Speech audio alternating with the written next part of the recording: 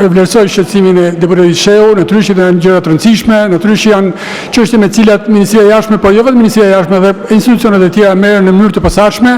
Dua të siguroj deputetin Sheu dhe gjithkund në sallë dhe jashtë sallë. Ne i ndjekim me shumë vëmendje, me shumë seriozitet, si deklaratat e partnerëve tanë këtu,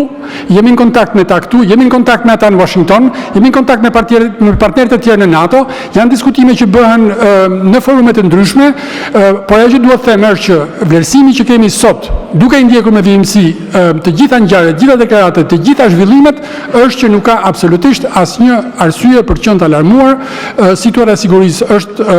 absolutisht e sigurt. Ka pasur një komunikim dje nga zyra e shtypit të kryeministrit, kam përshtypjen që duhet të qëndrojmë asaj, ndërkohë që ndjekim zhvillimet dhe për çdo gjë të re jam i sigurt që Ministria e Jashtme